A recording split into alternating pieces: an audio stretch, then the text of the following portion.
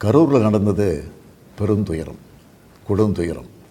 இதுவரை நடக்காத துயரம், இனி நடக்கக்கூடாத துயரம். மருத்துவமனைக்கு நான் நேரில் போய் பார்த்த காட்சிகள் இன்னும் என் கண்ணை விட்டு அகலலை. கனத்த மனநிலையிலையும் துயரத்திலையும் தான் இன்னும் இருக்கேன். செய்தி கிடைச்சதும் மாவட்ட நிர்வாகத்தை முடுக்கிவிட்டு எல்லா உத்தரவுகளையும் பிறப்பித்த பின்னாலும் என்னால் வீட்டில் இருக்க முடியல. உடனே அன்றைக்கி நைட்டே கரூருக்கு போனேன்.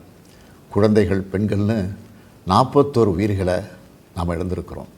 இறந்து போனவங்க குடும்பத்துக்கு தலா 10 லட்சம் ரூபாய் அறிவித்து அதை உடனடியாக வழங்கிட்டு இருக்கோம். ஹாஸ்பிட்டலில் சிகிச்சை பெற்று வர்றவங்களுக்கு அரசு சார்பில் முழு சிகிச்சையை வழங்கி வரோம்.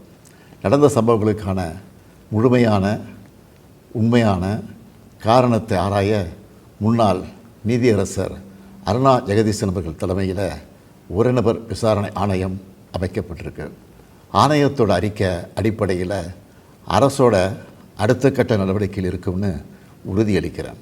இதற்கிடையே சோஷியல் மீடியாவில் சிலர் பரப்புகிற வதந்திகளையும் பொய் செய்திகளையும் பார்த்துட்டு தான் இருக்கேன்.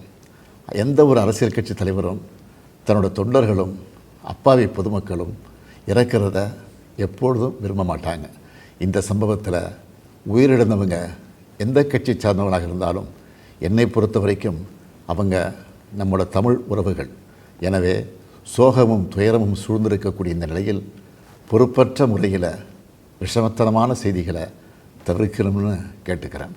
அரசியல் கட்சிகள், பொது அமைப்புகள் இது போன்ற நிகழ்ச்சிகள் நடத்தும்போது இனி வரும் காலங்களில் எத்தகைய பொறுப்போடு நடந்துக்கணும்னு என்ற விதிமுறைகளை வகுக்க வேண்டியது நம்ம எல்லோருடைய கடமை. எனவே நீதியரசரின் ஆணைய அறிக்கை கிடைச்ச பிறகு எல்லா அரசியல் கட்சிகள், பொது அமைப்புகளோடு ஆலோசனை நடத்தி இதற்கான விதிகள், நெறிமுறைகள் வகுக்கப்படும்னு உறுதியளிக்கிறேன். அத்தகைய நெறிமுறைகளுக்கு எல்லாரும் ஒத்துழைப்பு தருவாங்கன்னு நம்புகிறேன். மனித உயிர்களே எல்லாத்துக்கும் மேலானது. மானுடப்பற்றே அனைவருக்கும் வேண்டியது.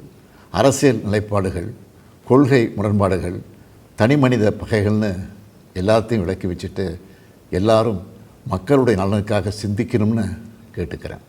தமிழ்நாடு எப்போவுமே நாட்டுக்கு பல வகைகளில் முன்னோடியாகத்தான் இருந்திருக்கு.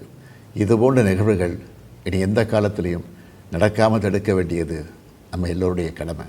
நன்றி, வணக்கம்.